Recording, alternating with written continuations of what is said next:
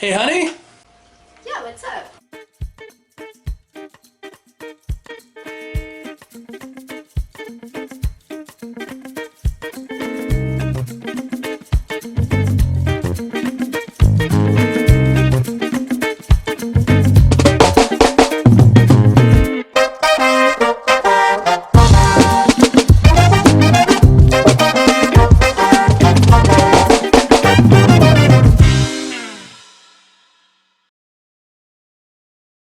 Hey everybody, it's your board barista fun here, doing another Geeky Grind, diving into the indexes. Once again, this time, we are talking about the Black Templars. Yes, one of my favorite armies in the whole thing. The Hell's Reach novel, that got turned into a beautiful animated movie here on YouTube. Oh, I love that. It's really good. Chaplain Grimaldus is one of my favorite characters in all of 40k, just because of the sheer amount of hell he went through at Hell's Reach. Losing his complete command squad in the course of that battle. No, it's a really good book. I actually wish that I had a command, I know I lamented about the fact that I don't own a command squad, I don't have a full one, but I would love to just actually have one for Grimaldus, and just get a bunch of orky bits and just have them just standing there in a pile of dead orcs on top of a hill. I think that actually is one of the issues that I have with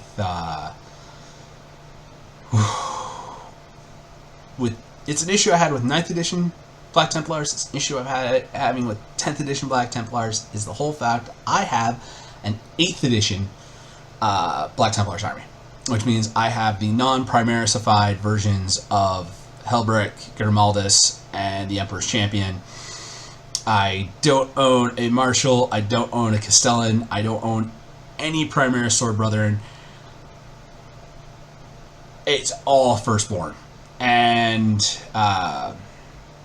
diving straight in, giving you a whole thing of crossing one of these things off is, issue I have is I still haven't upgraded to the Primaris Black Templars yet. And luckily, the Crusader Squad, the Firstborn Crusader Squad, is still an option in this codex. And I know I've been told by my good friend Damien a bunch of times, hey man, you've got the models, just use the models. And I'm like, well yeah, but I still got to rebase them, and they don't look as good on a big base with a Firstborn size model, and not really scenic or dioramic. So I think I might do something interesting where I create a little diorama with the old Firstborn ones and just let them be existing as a little first real army I got into. First actual books I actually bought, codex. The first codex I actually bought for playing the game was actually the Black Templars for 8th edition codex. I know Laura's going to be mad at me. I went to the store and I grabbed a soda because it was hot and I wanted something cold. But it's alright. Anyways, so I'll dive into... I'm just going to do the detachment rules and the... I'm just going to do... because, again, this is not 252 pages like the Space Marine Index was. This is only 36. And... yeah, it's going to be easier to dive in. I'm going to give myself that same 20-minute time slot that I allowed myself last time for this time to keep the rambling down. So let's just dive in. Alright. So their detachment is called a Righteous Crusaders. Restrictions. You can't have any psychers. And cannot include any of the following models that do not have the Black Templars keyword: the Gladiator Lancer, Gladiator Reaper, Gladiator Valiant, Impulsor, Repulsor, Repulsor Executioner. Your army can include Black Templar units, but it cannot include any Adeptus Astartes units drawn from any other chapter. So no Guilliman, no Tor Garadon, no Captain Lysander, no Pedro Cantor, I think that's all the ones that I own. I don't have Rubute yet. He's coming later in the Imperium magazines towards the end, but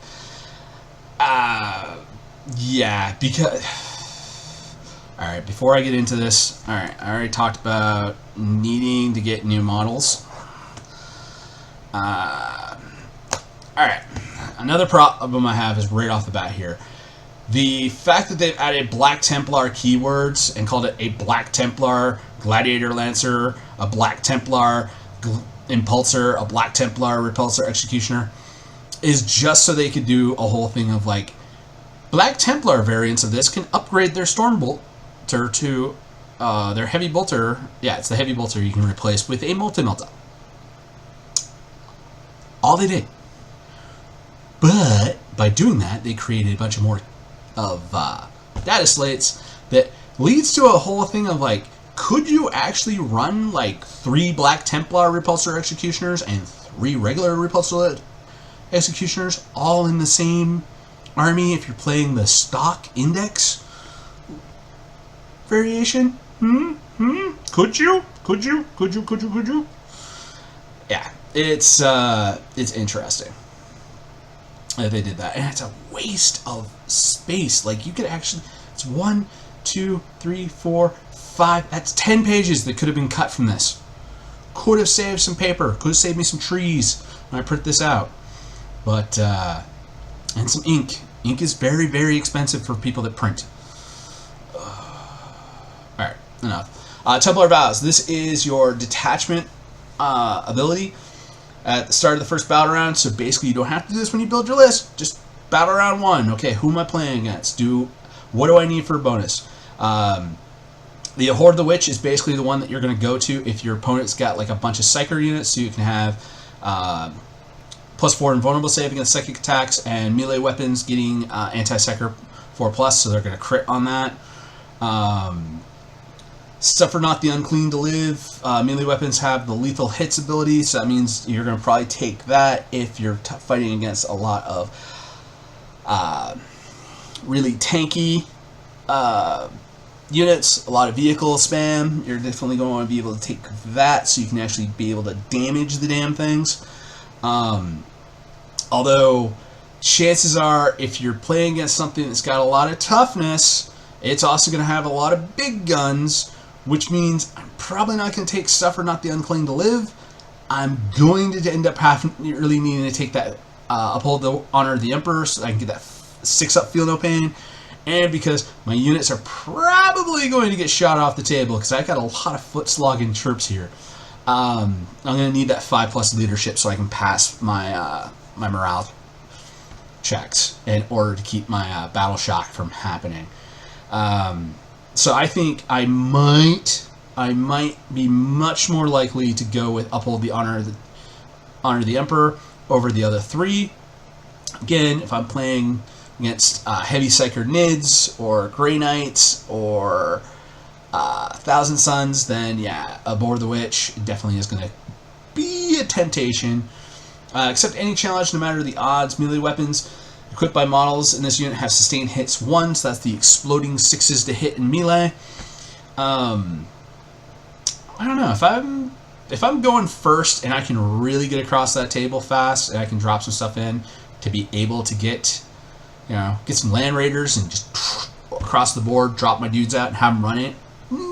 Accept any challenge no matter the odds. It does sound like a good one.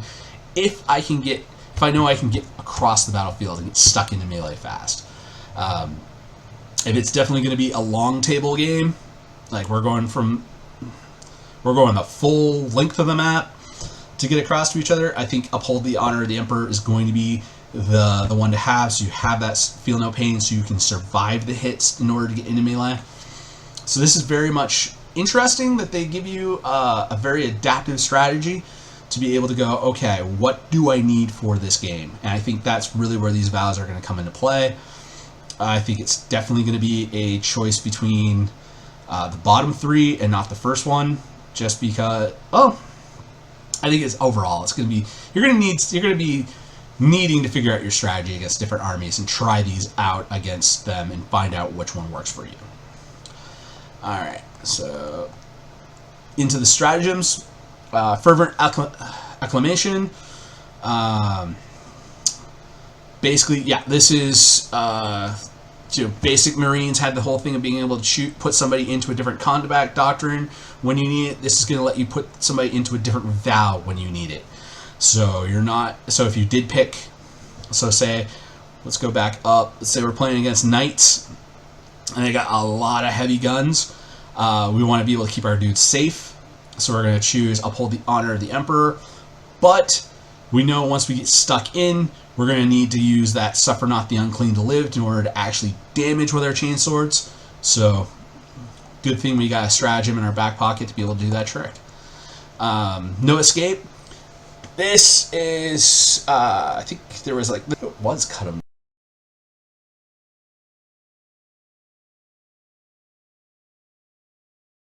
down or something like that. But anyways, so you got your unit stuck in melee with something that's not a vehicle or a monster, and they're like, I'm gonna fall back. So they could basically be like, fall back and shoot, fall back and charge, get the whole thing so they can fight first. And you're just basically like, no. We're gonna roll a d6. If it's 4+, you're not gonna be able to fall back. But if I roll less than a 4, then no matter what, you're going to have to make a desperate escape attempt and roll and probably lose the models. So this is kind of nice. I like that if you are in the accept any challenge, no matter the odds vow, you got that one active, you're able to do the whole thing of this is on a 3+. So I guess it's raining outside. It sounds like somebody's popping tension paper bubble wrap outside my window. I was like, what the heck? I like this. I like this no escape thing because definitely Templars are going to be very nasty in melee, and basically telling somebody, no, your troops are staying here, they are going to die, is very nice. Devout push is back. You can use this during your opponent's shooting phase, so basically they get to shoot, and then you get to select one of your units that basically loses a model. You have to lose a model in order to use Devout Push. You can make a normal move up to d6 inches, but it must end that move closer to the enemy model, the enemy unit that just shot. If the Abhor the Witch, Destroy the Witch vow is active for your army, your unit can make a normal move up to 6 inches. So those Nids just shot at you, or those Thousand Suns, or those Grey Knights just pop some shots off and drop one of your dudes. Your dudes are like, we're going. They're gonna run full tilt. And again, or closest psyker. It's a whole thing of, yeah, so my Hormagaud's just shot, and you're charging my Zoanthrope? Yup. We're killing the brain bug. That's cool. I like Devout Push. I like that they're making it not just like a free movement thing, but it's a whole thing of like, nah, you're shooty dudes? Shooty dudes. We're going after your shooty dudes. And that could actually help out if you are able to move just right to be able to get further away from their melee horde that's running towards you, and or get in front of another melee horde that's like, we don't really want to fight your, we're psychic brain blasting your shooty dudes over here, so they can't really get in to back up to be a counter charge on this unit over here, and you're just like, we're going in as a counter, or setting up. We're gonna move in the way, get your dudes just a little bit closer to them, screen out a little bit better. Very general, all-around good strategy about push. Armor of Contempt, basically this one slots over from the basic Space Marines, basically just giving yourself a better, reducing some AP when you get shot at. Crusader's Wrath, you can select one Stars unit from your army that has not been selected to fight this phase until the end of phase. Each time a model unit makes a melee attack, okay, so you get extra AP. If you have Suffer Not the Unclean to live, you could add 1 to the strength. Not bad. Just better hits with your chainswords. Vicious Repose. I can't pronounce French stuff really well. One adaptation unit is selected as a target on one or more of the attacking unit's attacks. Until the end of the phase, each time a model in your unit is destroyed. If that model has not fought yet this phase, roll d6, adding 1. If uphold the honor of the Emperor vow, yeah, that's going to be active for him. It's going to be active for my army. On a 4+, most likely 3+, because I'm definitely going to be leaning towards that as being my go-to. Do not remove the... Okay, so, yep, fight on death. Fight on death. Basically a 1 CP, and you're going to act like a... You're going to act like you've got an ancient in the party. Well, a 9th edition ancient, because not all the ancients have that ability still. No, that's all good. The enhancements, so these are the relics and war gear type stuff. Position's edge. Basically, you get to improve the strength and AP characteristic of the bearer's melee weapons by 1. Suffer the unclean vow is active for your army. Add 1 to the attack's characteristic as well. Basically, just make somebody swing a sword harder. Witch Seeker bolts. Bearer's ranged weapons have precision, anti-psyker 4, and devastating wounds. So basically, just being able to kill some witches better. Sigmar seal. Improve the attack's characteristics of melee weapons by 1. Leading a unit, if they accept any challenge, no matter the odds, vow is active for your army. Each model in that unit basically gets a 5+ critical. That's not bad. But the one I loved in 9th edition, and the one I'm going to probably love in 10th edition, is Tannhäuser's Bones. Each time an attack is allocated to the bearer, half the damage characteristic. Yep. Gonna make a bite chaplain be a better I mean, this in 9th edition basically reduced all of them to 1 damage, and that was broken.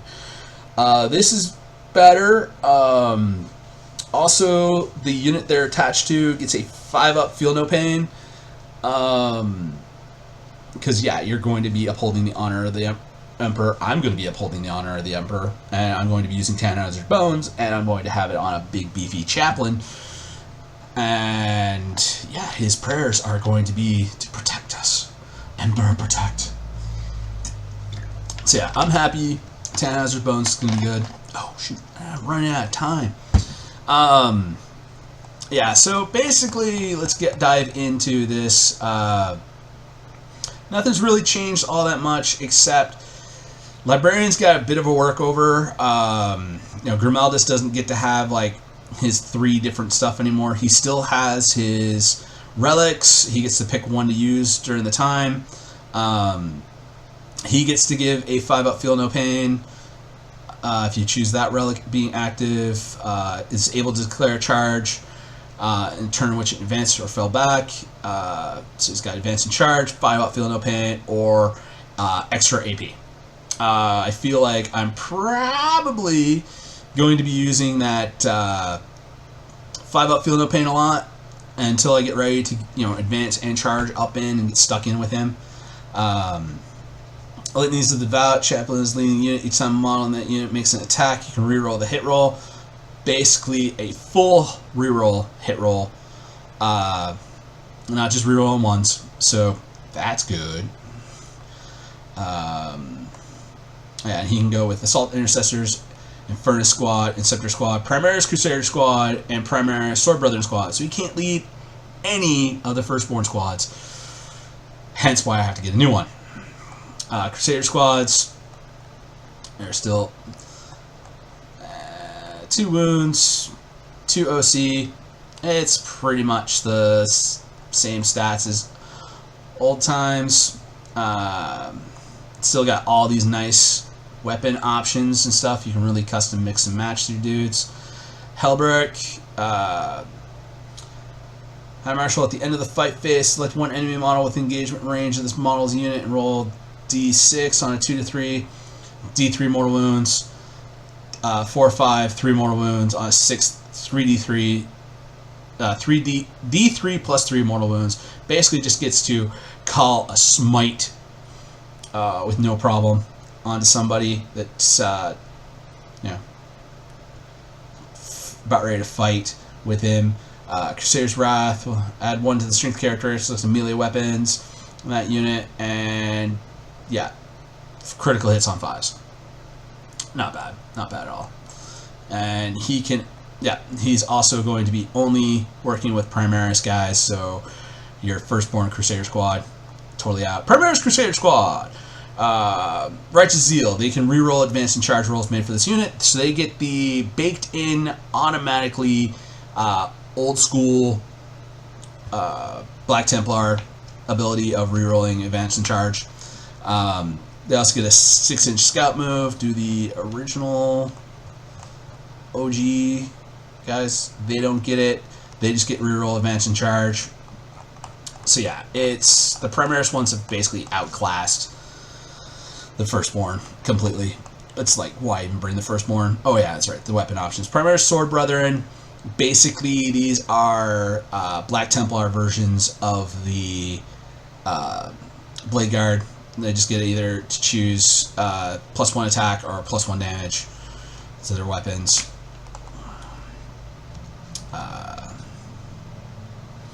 So if a character from your unit can lead an intercessor squad, then it can be attached to this squad instead. Awesome. So you can just basically, anybody who can lead intercessors can lead them. It doesn't really say, like, yeah, intercessor squad. So yeah, so anybody, they count. They're just like a fancy version of the intercessors. The Emperor's Champion, once per phase, when making a melee attack allocated to this model and the save and throw is failed. Okay, so you can basically turn like 1 melee attack into damage 0. 6 minutes air. Each time an attack made with this model targets a character unit, add 1 to the wound roll.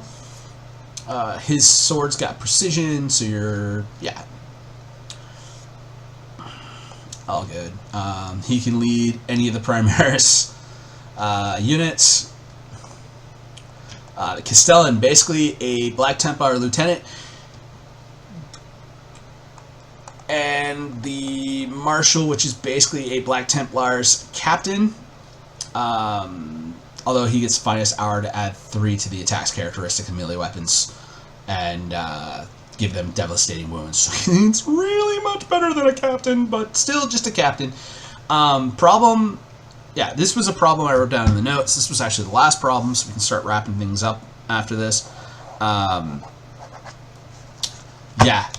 you can't put a Marshal and a Castellan together. The Marshal does not have the captain keyword, which it basically is, it's just what they call their captains.